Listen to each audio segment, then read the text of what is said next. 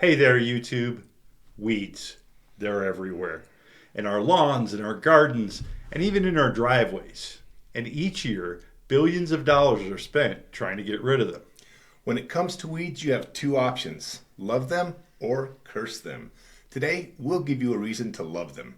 Packed with nutrition and boasting an almost endless supply, many common weeds make fantastic chicken food. So buckle in and get ready. We've got a list of 12 weeds that chickens adore, and it's coming your way right after this short intro. Just enough time to click those like and subscribe buttons.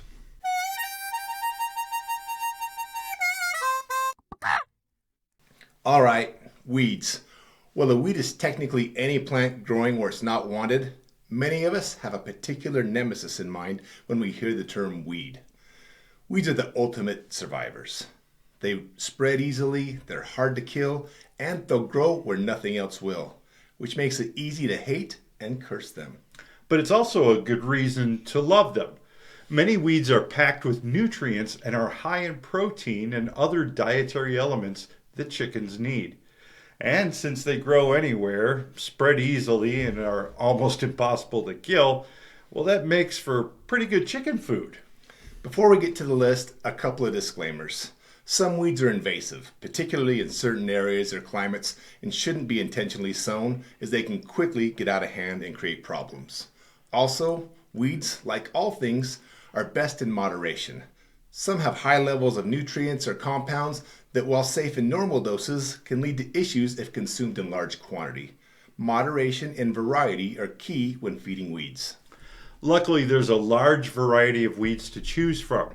And let's start our list with a weed superstar, if you will, Purslane. Often referred to as little hogweed, fatweed, or pusley. It has about a billion other names as well, but it's fairly easy to identify and grows all around the globe. A summer annual, purslane trails across the ground with its succulent leaves spreading out like spokes on a wheel. Its characteristic features are small succulent leaves, which are green on the top and pale purple underneath, growing from a bright red stem. In summer, purslane produces a constant supply of tiny yellow or pink flowers, which last 24 hours and then go to seed. Producing seeds every 24 hours, a single plant will produce nearly 250,000 seeds each season. Those seeds are viable in the soil for up to 40 years. See why purslane is so common? As a bonus, the plant excels in poor soil and can withstand drought, so it works well in sunny, hot climates. Purslane is an excellent source of vitamin A. It's also a rich source of vitamin C and some B-complex vitamins such as riboflavin, niacin, and pyridoxine. It also boasts a supply of minerals such as iron, magnesium, calcium, potassium, and manganese. Purslane leaves also contain more omega-3 fatty acids than any other leafy vegetable plant. Many people eat purslane for these reasons, and chickens love it as well. Next up is a weed that's in the same family as amaranth and spinach, lamb's quarter. Here again, lots of alternate names for this weed. Pigweed, white goosefoot, dungweed, and wild spinach are all common.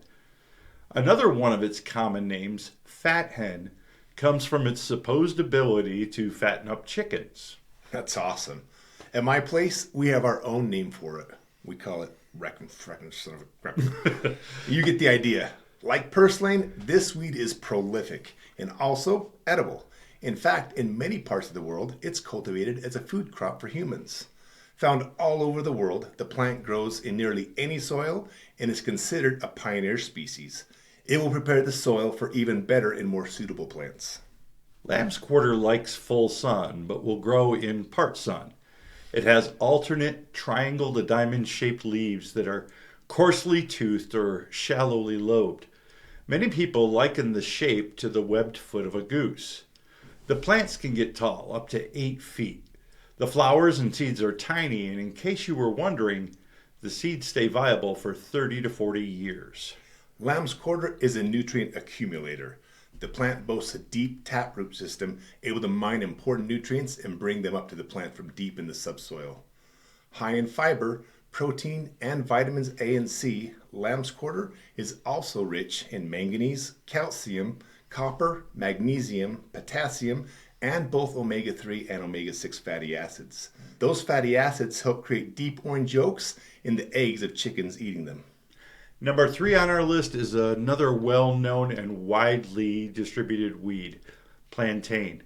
Also known as waybread or white man's footprint, the plant is native to Eurasia but was brought to the Americas by Puritan colonizers.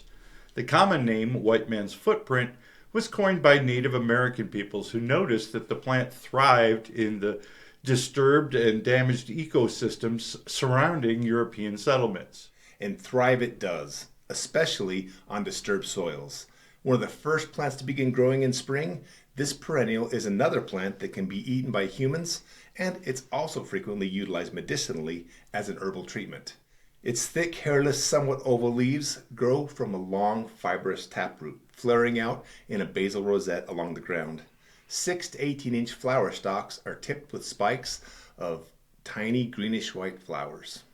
Chickens love plantain, and it contains several flavonoids, beta-carotene, fiber, fat, protein, and carbohydrates, as well as vitamins A, B1, B2, B3, C, and K.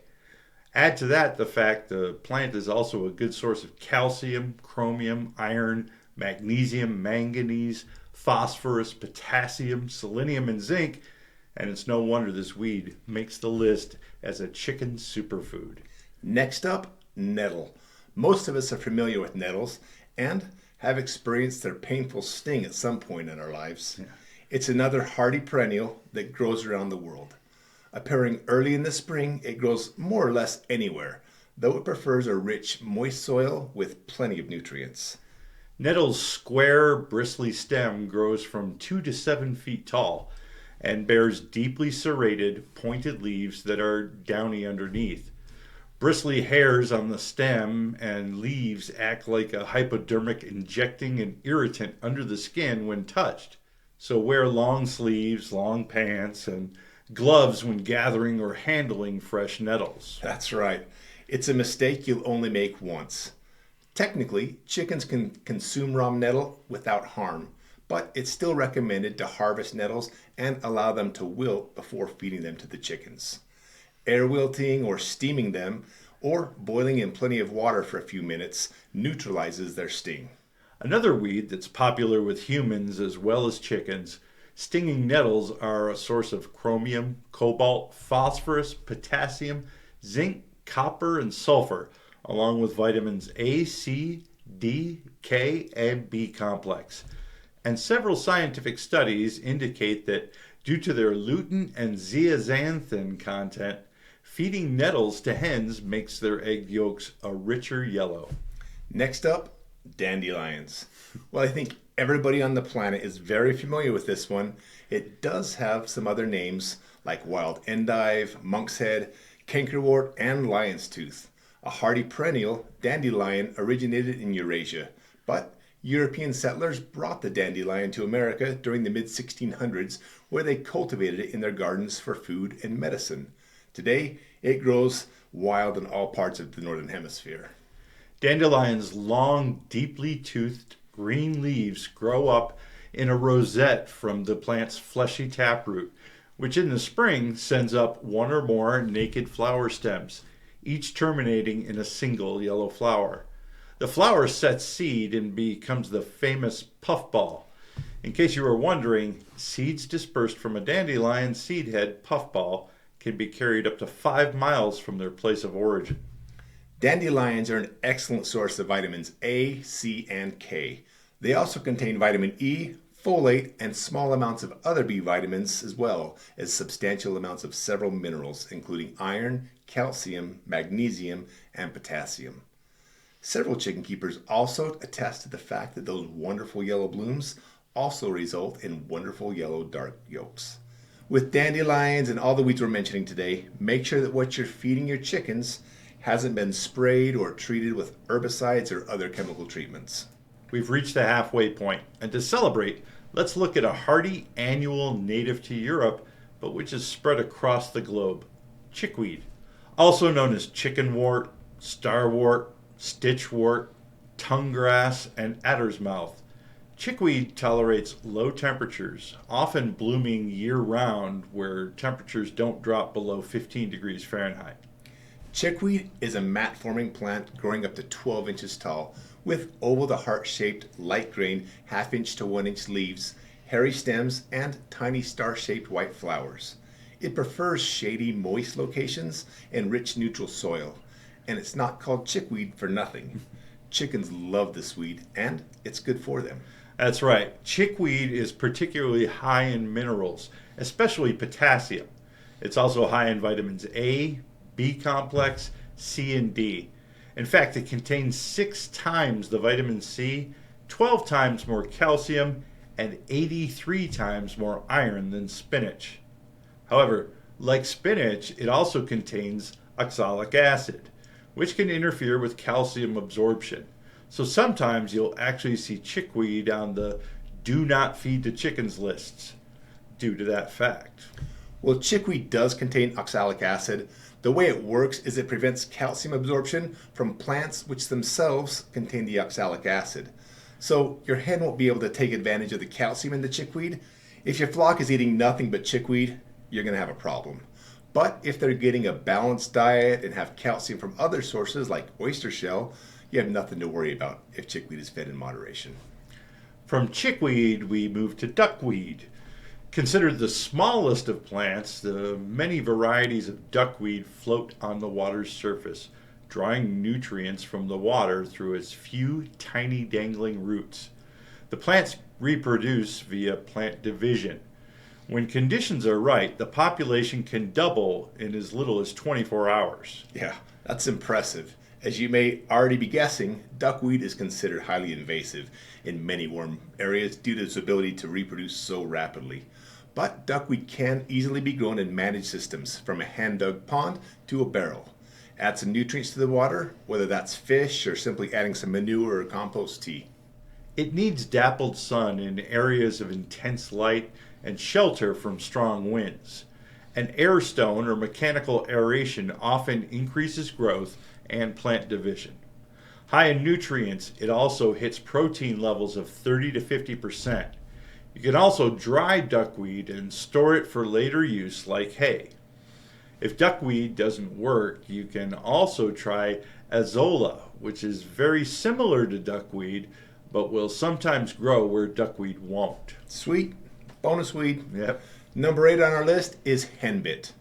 Guess where that name comes from? This member of the mint family is absolutely adored by chickens. Henbit can sometimes be confused with purple dead nettle, which is also edible and useful to chickens. The difference in the two can be seen in the leaves. Henbit has heart-shaped leaves with big scalloped edges that grow along the entire length of the stem. The purple dead nettle has more triangular-shaped leaves that grow in big clumps. Both make fine chicken food. Growing typically from 4 to 12 inches tall, henbit tolerates most conditions, and this winter annual can be found over most of the world. Henbit is high in iron, magnesium, manganese, calcium, and vitamins A, C, E, and K, as well as a host of beneficial antioxidants and phytochemicals. Next up, clover. Well, clover is a fantastic plant with many uses. We included it in our weed list because when it shows up in the lawn, that's often how it's viewed and treated. Clover is a highly nutritious, cool-weather perennial plant in the legume family. There are several varieties of clover, including red, white, and purple, and they all have similar nutritional value. Clover is high in vitamins A and B complex with trace amounts of vitamins E and K. It also is a good source of calcium, potassium, and iron. Palatable for chickens and other livestock, clover is also high in protein. Clover is another weed that sometimes pops up on the do not feed the chickens list. The reason why is clover contains a chemical named coumarin. That's right. Coumarin is basically an anticoagulant. It helps prevent blood from clotting. That's why clover is used medicinally in various concoctions. Sweet clover has high levels of coumarin. That's the sweet vanilla scent you catch when you crush sweet clover. and coumarin in and of itself isn't an issue. The problem comes when fungi and molds are present. In these circumstances, certain fungi can change the coumarin into a toxin that causes internal hemorrhaging and can rapidly lead to death in chickens and other livestock. This issue normally presents in clover hay or silage that has gone moldy. Eating fresh clover is generally considered safe. Number 10 on the list is a weed that looks like clover but isn't, Oxalis. Oxalis has several common names such as yellowwood sorrel, sourgrass, shamrock, and sheep's clover. The leaves have the telltale heart shape with a deep fold down the middle, and it produces yellow cup-like flowers with 5 petals from mid-spring through fall. While it's high in many vitamins, minerals, and antioxidants, it's also high in oxalic acid, hence the name Oxalis. Oxalic acid isn't a problem in small amounts, but too much oxalic acid starts to do interesting things in the body, including blocking calcium absorption. So this is a weed best fed in moderation. Next is a perennial weed commonly referred to as sow thistle. Other names it goes by include corn sow thistle, field milk thistle, gutweed, and dindle. Found throughout temperate regions, sow thistle is a bitter herb that chickens love to eat and which is commonly confused with its plant cousin, the dandelion. The leaves are often wavy or lobed, prickly, and reach dimensions ranging between 3 to 13 inches in length and between 1 to 5 inches in width. Besides the prickly leaves, sow thistle also has flowers that are easy to identify. Similar to dandelion flowers, sow thistle flowers are small and yellow, reaching a tiny size of less than 1 inch. An easy way to distinguish sow thistle from dandelions is to compare the flowers. Dandelions only have 1 flower per stalk, whereas sow thistle has multiple small flowers per stalk. Once done flowering, the yellow flower petals will be replaced with white, puffy seeds that will float away with the wind, just like the dandelion. As a single plant can produce 200,000 seeds, this is another weed that is considered invasive in many areas. But the weed can be a good source for vitamins A and C, and the leaves also contain traces of thiamine, riboflavin, calcium, phosphorus, and niacin. Another plant containing oxalic acid, this is a weed to be enjoyed by the chickens in moderation. Well, there's our list of 12 weeds you can feed to chickens. If you have some land, there's a very high chance you have a few of those growing in your space already. If allowed to free range, chickens will seek them out. Even if you can't free range your birds, you can still get the benefits of feeding weeds. Just pull the weeds and toss them into the chickens. Yeah, even if you don't have land, you can gather weeds from neighbors, ditch banks, parks, and forests. Just be careful as you don't want to bring back toxins or herbicides. So best to collect from a source you know and are certain is safe. But by including weeds in your chicken's diet, you can increase not only the variety of food they get to enjoy, but also provide access to a host of vitamins, nutrients, and minerals they need to stay healthy. Not to mention, it saves you money on your feed bill. Smart all around. Another smart choice? Subscribing to the channel. It's free and subscribing makes it more likely you'll see our videos recommended when they drop, so that you don't miss out on any awesome money-saving, health-boosting tips for your chickens like you got today. If we earned it, we'd love a thumbs up for the video, and as always, we appreciate feedback or suggestions for future videos. That's right, just drop them in the comments section. And until next time, happy hobby farming.